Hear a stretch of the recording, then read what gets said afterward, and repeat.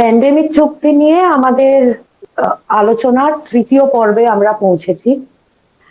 জনস্বাস্থ্য নীতির যে উলটপুরাণের কথা আপনি আমাদেরকে বললেন, সেই প্রসঙ্গে আমি জানতে চাইব যে এই সংক্রামক রোগের ভয় দেখিয়ে যে ভ্যাকসিনের ব্যবসা এবং অন্যান্য চিকিৎসার সংক্রান্ত যে ব্যবসার কথা এর আগের পর্বে এসছে, সেই প্রসঙ্গে আপনি বলেছেন যে বিভিন্ন দেশগুলোকে ওয়ার্ল্ড ব্যাংকের থেকে লোন নিতে হয়েছে বা লোন নিতে হবে সবসময় প্যান্ডেমিকের জন্য সন্ত্রস্ত থাকা, এবং ফিউচার প্যান্ডেমিক যদি হয় সেই ক্ষেত্রে আমাদের লোনও নিতে হতে পারে। এই প্রসঙ্গে আমাদের দেশের নিরিখে বা অন্যান্য বিভিন্ন দেশের নিরিখে এই চুক্তিটা কতটা লিগালি বাইন্ডিং, মানে আমরা আইনগত দিক থেকে আমরা কতটা এই চুক্তিকে মান্যতা দিতে বাধ্য থাকব? কারণ জাতীয় স্তরেও আমরা শুনতে পাচ্ছি সরকার ওয়ান হেলথ অ্যাপ্রোচ এই ধরনের একটা কথা জাতীয় সরকারের নীতিতেও রয়েছে।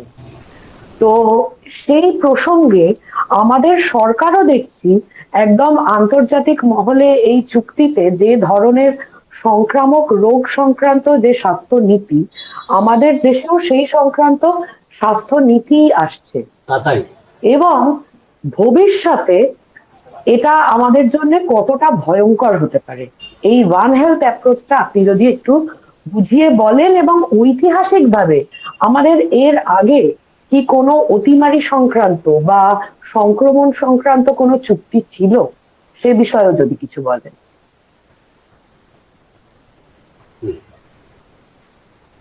আচ্ছা, প্রথমেই বলি যে ঠিক আগের বছর এরকম মে মাসে, সম্ভবত 28শে মে, যখন দেখা গেল যে 78তম অধিবেশনে হুয়ের এই খসড়াটা পাশ হলো না, ধাক্কা খেলো হু, তখন একটা ব্রিটিশ পোর্টাল খুব পরিচিত আনহার্ট বলে, সে একটা খুব ইন্টারেস্টিং হেডলাইন করেছিল। তার শিরোনাম ছিল pandemic treaty is dead but not buried. অর্থাৎ প্যান্ডেমিক চুক্তি মৃত কিন্তু এখনো কবরস্থ হয়নি।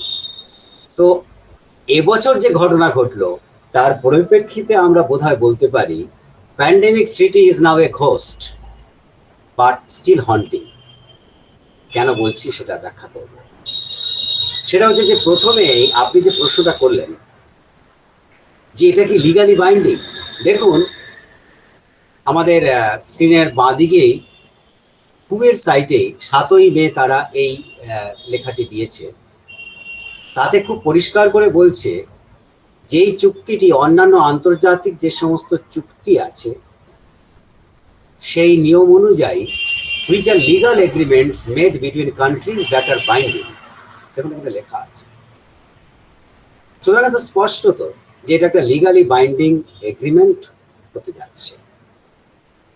এরপরে যেটা বলবো সেটা হচ্ছে যে এই চুক্তিটা কি কোনো বিশেষ সময়ের জন্য প্যান্ডেমিক এলে তবে লাগু হবে না, তা নয়। এটা একটা পারপেচুয়ালি চলতে থাকবে, সেই ব্যবস্থা এটা করে রেখেছে। Next slide load up please. দেখুন এই আর্টিকেল 2 এর অবজেক্টিভে কি লেখা রয়েছে।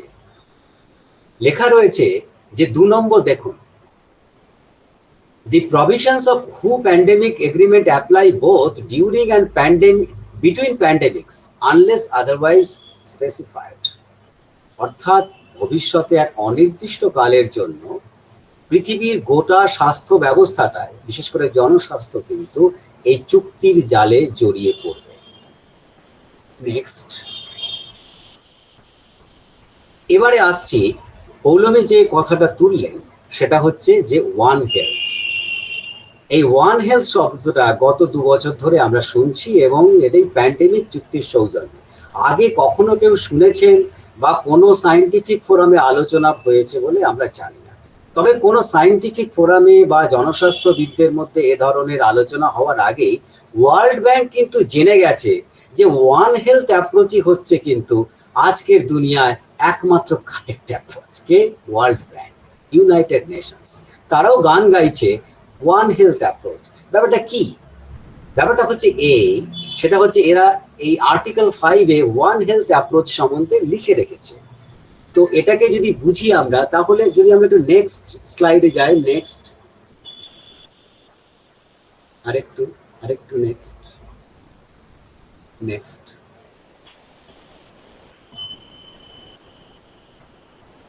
হ্যাঁ ঠিক।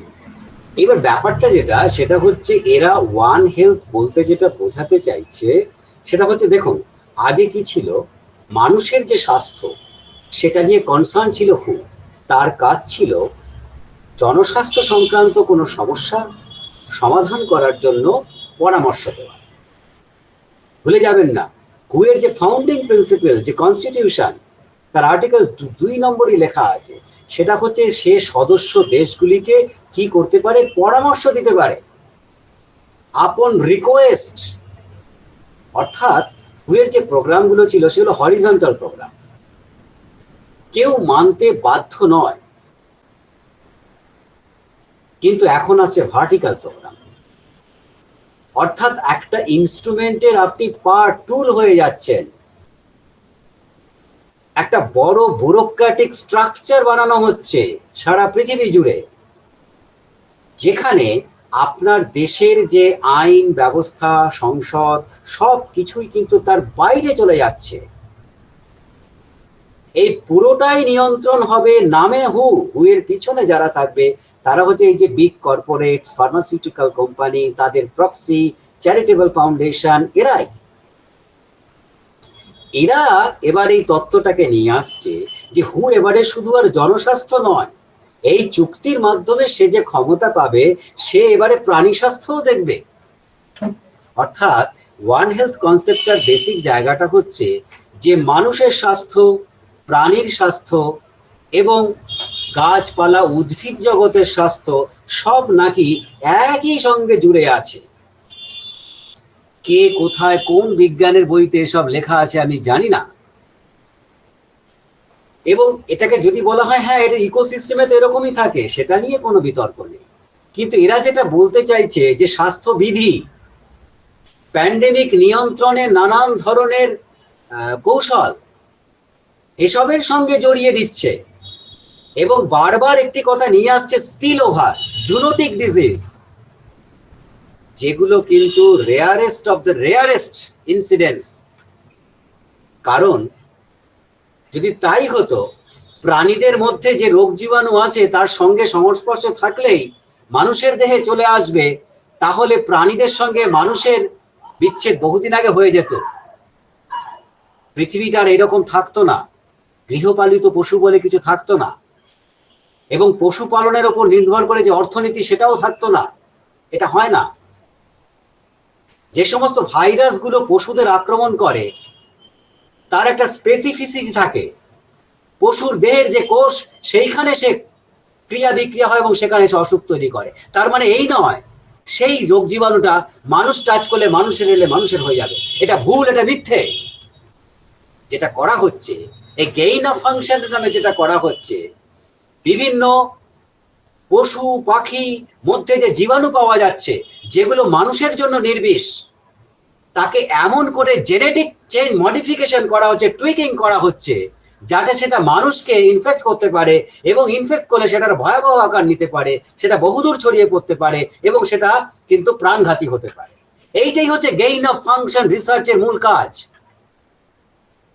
ওই যদি পিএবিএস করতে হয়, প্যাথোজেন অ্যাক্সেস বেনিফিট শেয়ারিং, পৃথিবী খুবই বেনিফিটেড হবে যদি প্রথম নন প্রলিফারেশন এগ্রিমেন্টের মতো, ঠিক যেভাবে নিউক্লিয়ার ওয়েপেন বন্ধ ঘোষণা করা হয় যে নিউক্লিয়ার ওয়েপেন কেউ তৈরি করতে পারবে না চুক্তি অনুযায়ী, একইভাবে প্রথম যেটা করা উচিত সেটা হচ্ছে এই গেইন অফ ফাংশন, যে সমস্ত ভয়ানক বিপজ্জনক কাজগুলো চলছে তাকে ব্যান করে দেওয়া উচিত। সেটা কি করেছে? সেটা নিয়ে কোনো কথা নেই। অথচ এইখানে বলছে জুনোটিক স্পিল ওভারের কথা, এবং বলছে প্লান্ট জগতও নাকি এর সঙ্গে যুক্ত। ভাবুন একবার, অর্থাৎ আপনার জীবন, জীবিকা, স্বাস্থ্য নির্ভর করে যে সমস্ত প্রাকৃতিক উপাদানের উপর, তার সমস্তটাই দখল নিচ্ছে কিন্তু এই চুক্তির নামে কিছু শক্তিধর সংস্থা, এবং এতটাই ক্ষমতা দেওয়া হচ্ছে। আগে সারা পৃথিবীর যে সমস্ত প্রাণী স্বাস্থ্য দেখার জন্য কিন্তু একটা আলাদা অর্গানাইজেশন ছিল এবং এখনো আছে। পৃথিবীর যে এই যে বন সম্পদ বা এগুলো দেখার জন্য অর্গানাইজেশন আছে, তার জন্য এক্সপার্টরা আছে। হ্যাঁ, এমনও হতে পারে পৃথিবীর কোনো বিশেষ বিপর্যয়ের মুহূর্তে এই বিশেষজ্ঞ ওই বিশেষজ্ঞদের সঙ্গে বসলেন, এমন হতে পারে না তা নয়, কিন্তু এটাকে যদি ইনস্ট্রুমেন্ট বানানো হয়, এই ক্ষমতা যদি একটি সংস্থার হাতে, কোনো কিছু ব্যুরোক্র্যাটদের হাতে চলে আসে যে তারা প্রাণী স্বাস্থ্য, মানুষের স্বাস্থ্য এবং গাছপালা উদ্ভিদ সব কিছু নিয়েই তারাই নিদান দেবেন, তাদের কথাটাই হবে শেষ কথা, তাহলে ভাবুন এবারে যখন লকডাউনের মতো কোনো পরিস্থিতি সৃষ্টি হবে সেটা কি ভয়াবহ হতে পারে। এবং এর সঙ্গে জুড়ে থাকবে কিন্তু ক্লাইমেট ইমার্জেন্সি, এটাকে আপনাদের বলে রাখছি। এই ক্লাইমেট ইমার্জেন্সির মধ্যে কিন্তু সবই পড়ে যাবে। অর্থাৎ আপনার কোন কাজটি এদের চোখে পাপ বলে, অপরাধ বলে পরিগণিত হবে, এটা এরাই ঠিক করবে। কোনো ক্ষেত্রে যদি আপনি পশুপালক হন, পশু অর্থনীতির সঙ্গে, পালন অর্থনীতির সঙ্গে যুক্ত থাকেন, তাহলে যে কোনো সময় একটা প্যান্ডেমিক ঘটতে পারে, পোটেনশিয়ালি ঘটতে পারে, এই সব বলে কিন্তু তারা তার উপর একটা কিছু প্রতিবন্ধ নামিয়ে নিয়ে আসতে পারে। অস্বাভাবিক কিছুই নয়। অন্তত এই ওয়ান হেলথ অ্যাপ্রোচ থেকে একটা জিনিস পরিষ্কার, সেটা হচ্ছে এরা যেটা চাইছে one undivided market. One undivided market, এটাই হচ্ছে কিন্তু আসল উদ্দেশ্য। সেটা অন্তত পক্ষে এদের যে ভাব ভঙ্গি ভাষা, এটা থেকেই কিন্তু স্পষ্ট হচ্ছে। কিন্তু যখন এটা সত্যিকারে লাগু হবে, তখনই একমাত্র বোঝা যাবে যে এর মধ্যে আরো কিছু সন্দেহজনক এবং ভয়ঙ্কর জিনিস রয়েছে কিনা। এরপরে আসছি whole of government approach. What is the whole of government approach, এর মানেটা কি? দেখুন, লকডাউন যদি একটা কেউ বলছেন এটা হচ্ছে একটা বড় এক্সপেরিমেন্ট ছিল, কিভাবে মানুষকে নিয়ন্ত্রণ করা যায় সামাজিকভাবে, রাজনৈতিকভাবে, এর একটা নাকি একটা পরীক্ষা সারা পৃথিবী জুড়ে চলেছে, এটা নিয়ে বিতর্ক আছে। তো সেখানে একটা জিনিস কিন্তু অস্বীকার করার উপায় নেই, সেটা হচ্ছে আমরা দেখেছি আমাদের দেশে সেই সময় আইন ব্যবস্থা কার্যত বিকলাঙ্গ হয়ে পড়েছিল, বন্ধ ছিল আইনের দরজা, সংসদ বন্ধ ছিল, আপনার বাইরে যাওয়া, কারো সঙ্গে মত বিনিময় করা সেটাও নিষিদ্ধ ছিল। অর্থাৎ ওই মিডিয়ার মাধ্যমে যা আসছে, কোনো ব্যুরোক্র্যাটিক আমলারা যা বলে দিচ্ছে সেটাই ঠিক, তার বিরুদ্ধে জনস্বাস্থ্যবিদরা বলছে তার কোনো মূল্য নেই। তো এইটাই হচ্ছে whole of government approach. Government apparatus, সরকারি প্রশাসন যন্ত্র যা ভাববে সেটাই ঠিক, তার বিরুদ্ধে কোনো প্রশ্ন করা যাবে না, প্রশ্ন করার কোনো জায়গাই নেই। আপনি হচ্ছেন, you will be always at the receiving end. জনগণের সঙ্গে সরকারের যে একটা লিভিং রিলেশন থাকে, জনস্বাস্থ্যের ক্ষেত্রে জনতার যে কথাবার্তা, জনতার যে মত, তাকে যে মান্যতা দিতে হয়, না হলে কোনো জনস্বাস্থ্যের কোনো প্রকল্পই সফল হতে পারে না, এইটাকে ভায়োলেট করা হবে। অর্থাৎ একটা সরকারি আমলাতান্ত্রিক যন্ত্র, সে ওপর থেকে যা বলে দেবে, ভার্টিক্যালি সেটা নিচ পর্যন্ত পৌঁছে যাবে, এর কোনো অন্যথা হবে না, হওয়ার কোনো জায়গা নেই। এটাই হচ্ছে whole of the government approach, একটা টোটালিটারিয়ান অ্যাপ্রোচ। এরপরে আমরা আসছি, কলমে যেটা জানতে চেয়েছিলেন, যে আগের বারও তো পেশ করা হয়েছে ৭৮তম অধিবেশনে হুয়ের যে খসড়া, এবারেও পেশ করা হয়েছে। দুয়ের মধ্যে কি মূলগত কোনো ফারাক রয়েছে? হ্যাঁ, একটা ফারাক কিন্তু আছে। এই কারণে আমি কথাটা বললাম যে pandemic treaty is now a ghost but still haunting. এই কথা বলার মানে হচ্ছে এই কারণেই, কারণ বললাম যে আগের বছর বলা হয়েছিল pandemic treaty is dead but not buried. এখন আমরা বলতে চাইছি it is a ghost but still haunting. Ghost মানে এই নয় যে আমরা নিশ্চিন্তে ঘুমোতে পারি, এ আর আমাদের কিছু করবে না, তা নয়। তার কারণ হচ্ছে আগের বছরের খসড়াতে এমন কিছু আর্টিকেল ছিল যেখানে এই হুয়ের মহানির্দেশককে অস্বাভাবিক ক্ষমতা দেওয়া হয়েছিল। যেমন তিনি ইমার্জেন্সি কমিটি ডেকে বলে দিতে পারবেন তাদের মতামত নিয়ে যে পৃথিবীর কোনো প্রান্তে কোথাও একটা প্যান্ডেমিক হয়েছে কিনা বা হওয়ার সম্ভাবনা আছে কিনা। এর জন্য সেই দেশের জনস্বাস্থ্যবিদ বা সরকারের কোনো মত নেবার কোনো প্রয়োজনই নেই। যদি হু মনে করে কোথাও প্যান্ডেমিক হয়েছে তো হয়েছে, ঠিক মাঙ্কি পক্সের ক্ষেত্রে যেরকম হয়েছিল, এবং সেটা উনি সংশ্লিষ্ট দেশকে জানিয়ে দেবেন। জানাবার 24 ঘন্টার মধ্যে সেই দেশকে হুকে জানাতে হবে যে তারা হুয়ের সঙ্গে কোলাবোরেট করবে কিনা, এবং 48 ঘন্টার মধ্যে যদি তারা সাড়া না দেয় তাহলে ধরে নিতে হবে তারা কোলাবোরেট করছে না, এবং তার পার্শ্ববর্তী দেশগুলোকে, প্রতিবেশী দেশগুলোকে জানিয়ে দিতে হবে যে এই দেশ কিন্তু এরকম একটা করছে, অতএব তাকে এবার ব্রাত্য করে দাও, তাকে ঘিরে ফেলো, তার বর্ডার ক্লোজ করে দাও, এই সমস্ত জিনিস লাগু হবে। তো ভয়ানক একটা রাজনৈতিক ব্যাপার এটা।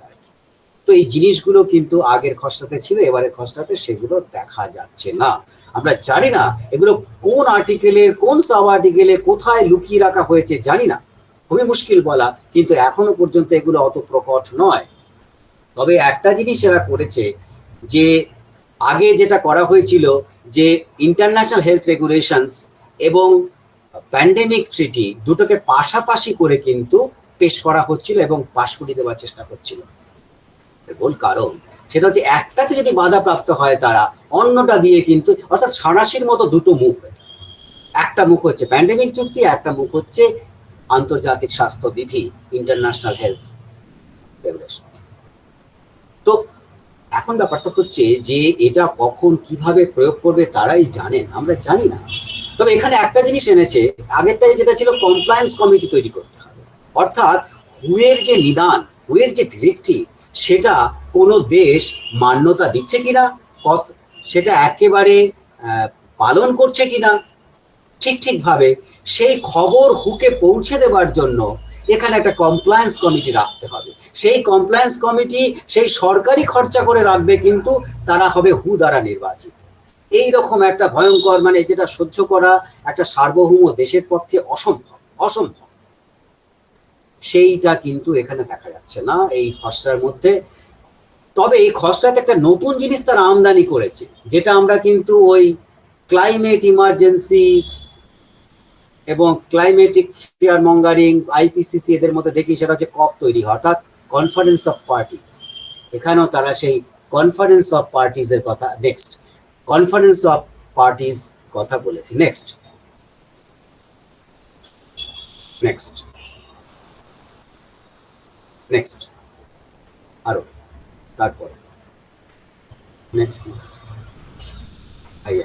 আর্টিকেল 23, এতে তারা বলছে প্রতি বছর এই চুক্তিতে যারা স্বাক্ষরকারী দেশ থাকবে তারা ওরকম একটা কনফারেন্সে বসবে এবং পরবর্তী বছরের এজেন্ডা সেখানে তৈরি হবে, এবং সেখানে আগের বছর কে কাজকর্ম করেনি, কে পালন করেনি, এগুলো সেখানে কিন্তু মূল্যায়ন করা হবে। তো এইটুই ছিল আমার বক্তব্য। পৌলমী যে প্রশ্নগুলো করেছিল, আমার মনে হয় সেই উত্তরগুলো কিছুটা হয়তো দিতে পারলাম। কাজেই এবার যদি কোনো বাড়তি প্রশ্ন থাকে পৌলমী করতে পারে। খুব গুরুত্বপূর্ণ বিষয় আপনি যেটা তুলেছেন, আমার মনে হলো gain of function research ban করা, এবং তার পরিপ্রেক্ষিতে এই ওয়ান হেলথ অ্যাপ্রোচ, সেটা নিয়ে আপনি আমাদের বললেন। আমার মনে হয় আমাদের এই পর্যায়ে আরেকটু সময় হাতে আছে। এই গেইন অফ ফাংশন রিসার্চের ব্যাপারে যদি আপনি আরেকটু বলেন, যদিও এটা আমাদের আলোচনার আজকে মূল বিষয় নয়, কিন্তু যেহেতু প্রসঙ্গটা এলো।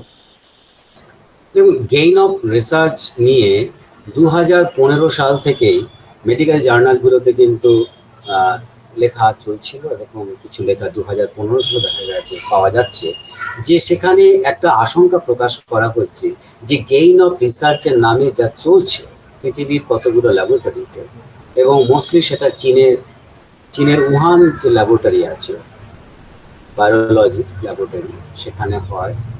তো সেখানে একটা আশঙ্কা প্রকাশ করা হয়েছিল যে এখানে কিছু স্বার্থ জড়িত আছে এবং তারা প্রাইভেট ইন্টারেস্ট।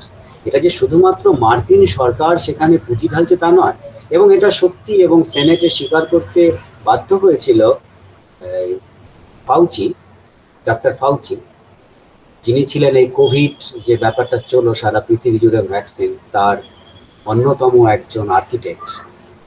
তো এবং তিনি আগেই বিদায় নিয়েছেন, বুঝেছেন হাওয়া বদল হচ্ছে, এবং আগে থেকে প্রেসিডেন্সিয়াল মার্সি নিয়েছেন যাতে তাকে আবার ধরে না নিয়ে এসে সেনেটে নাস্তানাবুদ করে আর কি। যাই হোক, তিনি কিন্তু স্বীকার করতে বাধ্য হয়েছিলেন যে হ্যাঁ, সরকার, আমেরিকান সরকার এখানে ফান্ডিং করত। কেন করত? তাদের আজব যুক্তি। যদি ভবিষ্যতে এরকম কিছু এসে যায় তার জন্য আমরা প্রস্তুত থাকছি। কিন্তু প্রশ্ন ছিল যে এই যে কাণ্ডটা করা হচ্ছে, অর্থাৎ যে রোগ জীবাণু, যেমন এই ব্যাট থেকে যে করোনা ভাইরাসটাকে নেওয়া হয়েছিল, সেই ভাইরাসটা কিন্তু মানুষের শরীরকে বা মানুষের যে ফুসফুস তার কোষে সংক্রমণের ক্ষমতা ছিল না, তাকে 100 গুণ ভিরুলেন্ট বানানো হয়েছিল, 100 গুণ, অর্থাৎ তার যে সংক্রমণের ক্ষমতাটাকে 100 গুণ বাড়ানো হয়েছিল। এর ফলে যেটা হবে সেটা হচ্ছে একটা মারাত্মক নিউমোনিয়া হয়ে যাবে।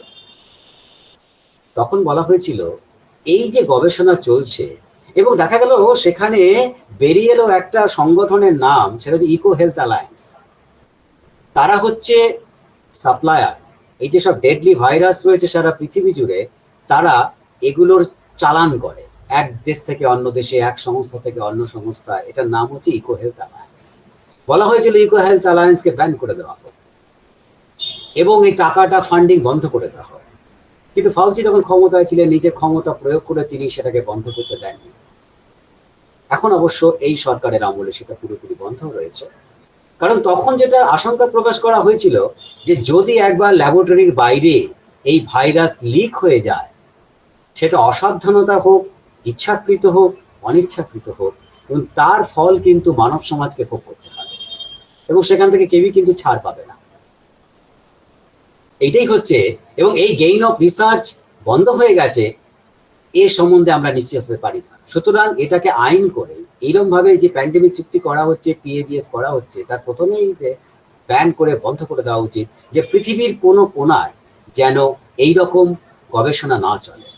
এবং এই গবেষণার ফল যদি পৌঁছে যায় ভ্যাকসিন নির্মাতাদের হাতে, তাহলে ভাবুন তো, ভ্যাকসিন কোম্পানি জেনে যাবে যে এই হচ্ছে জীবাণু, তার এই হচ্ছে মারণ ক্ষমতা, এটা লিক হতে পারে, হওয়া করা যেতে পারে, এবং তারা ভ্যাকসিন তৈরি করে বসে থাকবে, ভ্যাকসিন তৈরি করে ফেলবে। সুতরাং এই যে একটা নিশ্চিত একটা বাজারকে সৃষ্টি করা, মানুষের জীবনের বিনিময়ে, লক্ষ লক্ষ প্রাণের বিনিময়ে, এই ব্যবসাটা কি আপনাদের মনে হয় না যে বায়োলজিক্যাল ওয়েপেন, নিউক্লিয়ার ওয়েপেন, এগুলোর থেকে অনেক বেশি ক্ষতিকর এবং ভয়ানক, বিধ্বংসী?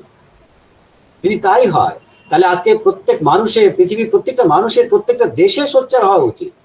যারাই বায়োলজিক্যাল ওয়েপেনের বিরুদ্ধে কথা বলেন বা নিউক্লিয়ার ওয়েপেনের বিরুদ্ধে কথা বলেন, নন প্রলিফারেশনের পক্ষে কথা বলেন, তাদের তো প্রথম বলা উচিত যে মানব সমাজের পক্ষে এরকম বিধ্বংসী গবেষণা এই মুহূর্তে বন্ধ করা উচিত।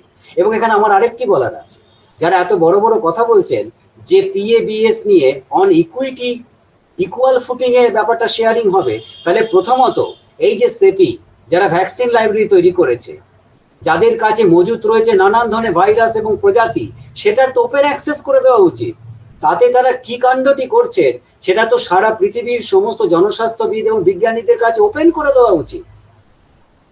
তারা যদি সেটা ওপেন না করেন, তাহলে অন্য কোনো দেশ তার নিজস্ব পয়সায় তৈরি করা গবেষণার ক্ষেত্রে কি পাচ্ছে সেটা তাকে তুলে দিতে কেন বাধ্য হবে?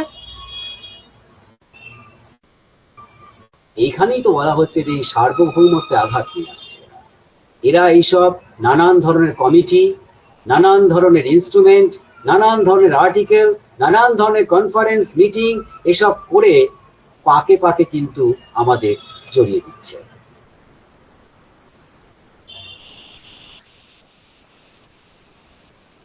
আমি একটা বিষয়ে আপনাকে আরেকটু ডিটেলে বলতে বলবো।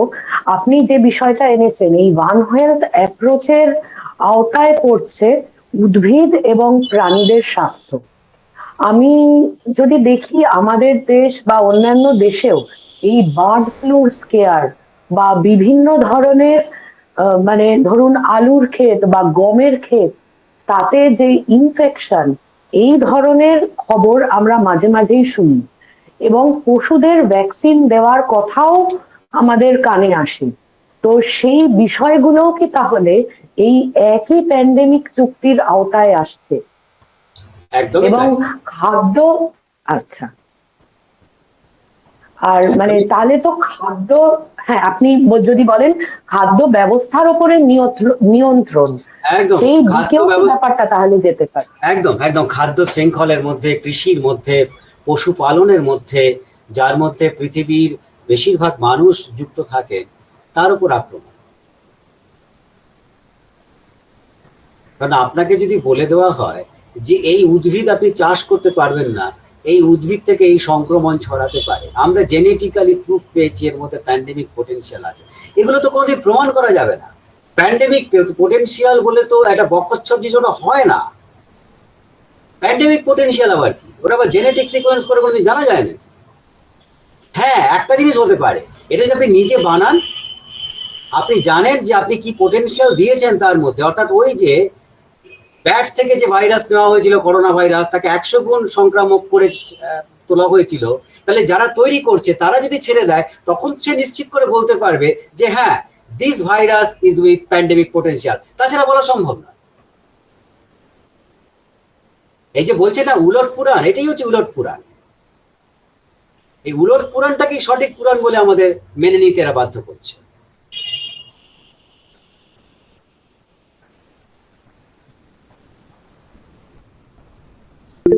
ঠিক, আমরা যা দেখলাম যে এই চুক্তির হাত ধরে যে কোনো সময় আমাদের ওপর এই মহামারীর খাড়া নেমে আসতে পারে বা আক্রমণ নেমে আসতে পারে।